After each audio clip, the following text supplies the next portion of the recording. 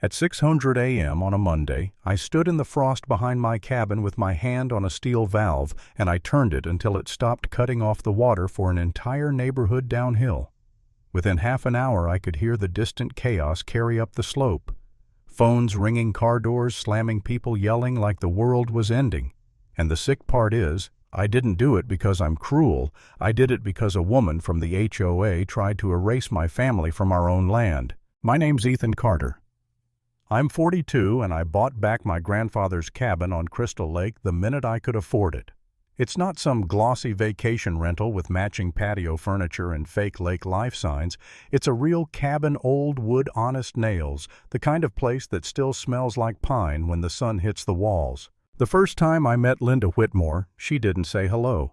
She didn't introduce herself like a human being. She walked up my steps at dawn like she owned them.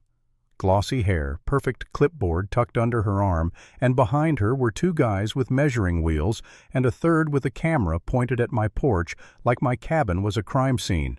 "I'm Linda Whitmore," she said, and she hit the T so hard it sounded like a gavel. "President of Pine Ridge Shores Homeowners Association. We've had complaints." Complaints. That was her favorite word. Not concerns, not questions, not, "Hey, can we talk?" Just complaints?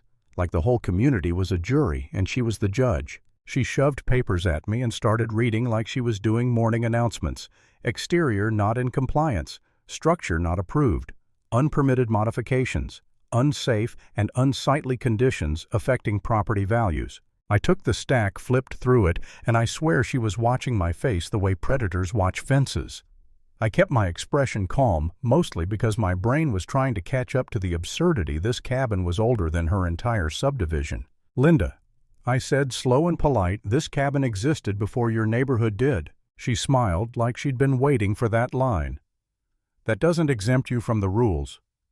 30 days to comply, or the association will take action." Something inside me tightened, not fear exactly, more like the instinct you get when someone reaches for your wallet.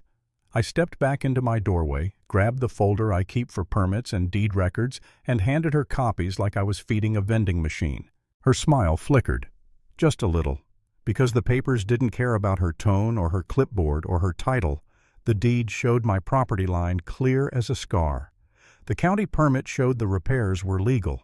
The grandfathered clause wasn't a cute phrase, it was the kind of detail that makes bullies nervous. Linda recovered fast, though. She always did. "He's obstructing," she announced, turning to her crew like they were witnesses. Then she pulled her phone out, thumb flying, and said loud enough for me to hear, "I'm calling 911. I almost laughed, not because it was funny, but because it was so perfectly Linda.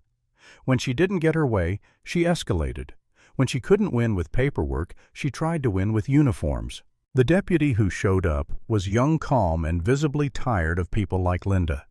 He listened, asked for documents, and when he saw my deed and permits, he shrugged, like the answer was obvious. "Ma'am," he said, "the HOA doesn't have authority to conduct forced inspections on private property without a court order." Linda's face went tight like she'd bitten down on a lemon.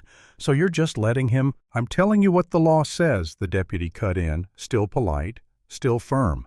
"Pack it up." When they left, Linda turned and pointed at me like I was a stain she'd be scrubbing later. "This isn't over." And that's when I noticed what her camera guy had been photographing. Not my porch, not my roof, not the paint. He'd been aiming behind the cabin down by the utility access where the pipe runs through the hillside. That's when my stomach dropped. Because if Linda was sniffing around the water line, she wasn't just trying to find me. She was trying to take something. The next 2 weeks were death by paperwork. Inspectors I didn't call. Anonymous complaints that always seemed to land on a Friday afternoon. A septic check, a fire safety walk through, a notice about hazardous access near the shoreline. I put cameras up not because I'm paranoid, but because I've lived long enough to know patterns. Linda wasn't protecting the community. She was building a case file brick by brick, hoping I'd get tired and walk away. Then came the petition.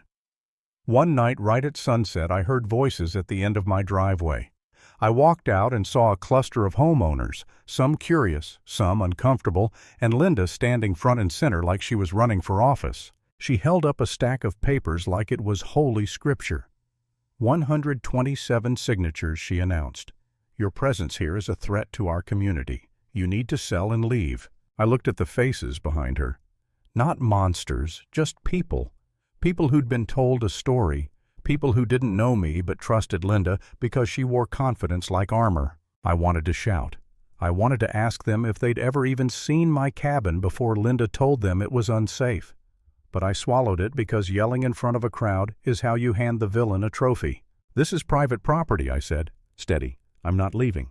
Linda leaned closer, voice dropping venom sweet. "We can make you." That night, I didn't sleep. I stared at the ceiling listening to the house settle, and for the first time since I bought the place back, I wondered if I'd made a mistake. Not about the cabin, about fighting. It's a weird kind of exhaustion when you're doing everything right and still getting crushed. You start questioning your own sanity. You replay conversations and wonder if you should have been nicer, quieter, more cooperative. Like appeasing someone who's already decided you're the enemy will somehow turn them into your friend. I sat at my kitchen table at 2:00 a.m., hands wrapped around a mug I wasn't even drinking, and I thought, maybe I should just sell.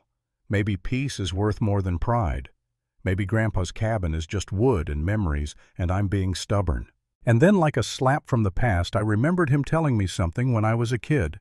People will take what you let them take. So the next morning I drove to the county records office. I didn't go in angry, I went in cold. Because anger burns fast, but facts last. I requested everything tied to my parcel. Deed history, easements, old utility maps, water rights, the boring stuff that bullies count on you never reading. The clerk came back with a stack of yellow documents, and buried in there was a permit from 1978 with my grandfather's name on it. A private well, a distribution line, rights recorded long before Pine Ridge Shores ever existed. It wasn't just that the water line crossed my land. The legal framework said the system existed because of my land. I called a local attorney, David Harper, the kind of guy who sounds calm even when he's telling you someone's about to lose everything. He read the documents, went quiet for a moment, then said, "Ethan, they're not just harassing you. They're dependent on you." My throat tightened. Dependent how? "The main feed to their neighborhood," he said, "runs through your property. And the rights are tied to your parcel. If they're trying to push you out, they're not doing it for aesthetics. They want control of the water." I didn't even feel triumphant. I felt sick, because it meant Linda wasn't merely a loud person with a clipboard, she was a planner, a thief with a smile. David advised me to document everything. No threats, no drama. A paper trail so clean it could be framed. I sent formal notices. I warned the HOA board that their president was misrepresenting authority, trespassing, and attempting to interfere with protected property rights. Linda responded the way Linda always did. She escalated.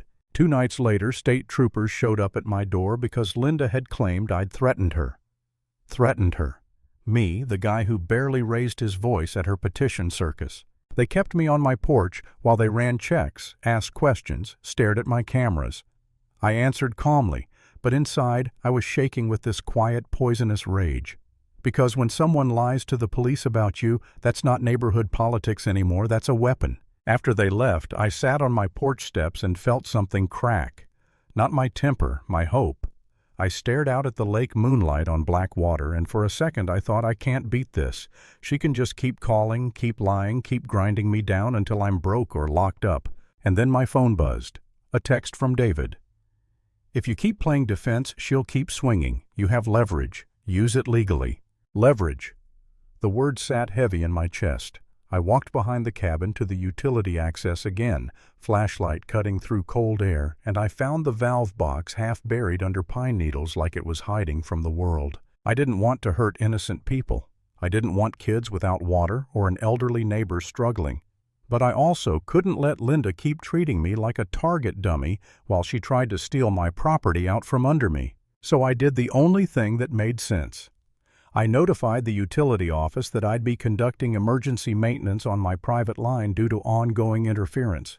I printed a notice, taped it where it could be seen, and I stocked cases of bottled water in my truck because I'm not a monster no matter how badly Linda wanted me to look like one. Then at 6:00 a.m. I turned the valve. At 6:40 my phone exploded. Calls from numbers I didn't recognize. Texts, voicemails, panic wrapped in anger, wrapped in confusion. At 7:10, Linda's BMW came screaming up the hill like it was racing an ambulance. She stormed out, hair perfect even in a crisis, and marched straight at me with 2 board members trailing behind her, looking pale. "What did you do?" she snapped, like I'd personally offended her soul. I kept my voice low. "I secured my private infrastructure. Because your HOA keeps trespassing and harassing me." "You can't do this," she shouted. "You're holding the community hostage." One of the board members, a man in his 60s with a trembling jaw, stepped forward. "Linda, is it true the main feed runs through his land?" Linda froze, just for a heartbeat, and in that heartbeat I saw it, the lie collapsing under the weight of reality. "That's not," she started. "Is it true?" The other board member pressed, voice sharper now. "Have you known about this?" Linda tried to recover like she always did. "This is irrelevant. He's in violation. It's not irrelevant if our entire neighborhood is dry because you started a war you didn't understand." The man snapped. I watched the power shift in real time. Linda was used to people shrinking when she raised her voice, but panic does funny things. It makes people stop caring about titles. I handed them copies of the county documents, the ones Linda clearly hoped I'd never find. "I've already filed notices," I said, "and my attorney has everything. If the HOA board wants the water restored, you're going to stop the harassment, acknowledge my rights in writing, and remove the person who's been abusing her position to target me." Linda's face went red. "You think you can extort us?" "No," I said, calm as ice. "I think you tried to steal from me, and you got caught." They held an emergency board meeting that afternoon in the community clubhouse. I didn't go in swinging. I went in with receipts, dates, notices, video clips of trespassers, the trooper report number, the water rights documentation. Linda tried to perform. She cried, she yelled, she called me unstable. She tried to turn the room with the same old tricks, but it didn't work because every faucet in that neighborhood had been a silent witness. And when the treasurer stood up and revealed how much legal money had already been spent chasing Linda's personal vendetta, the room didn't just turn on her, it abandoned her. The vote was quick, cold, final. Linda Whitmore was removed as president of the Pine Ridge Shores HOA effective immediately, and as she stood there with her mouth half open, searching for a threat that would land, she realized she didn't have one anymore. I turned the water back on before sunset, not because Linda deserved mercy, but because the rest of them deserved normal again. Lesson: never let a bully with a clipboard make you forget what's legally and morally yours.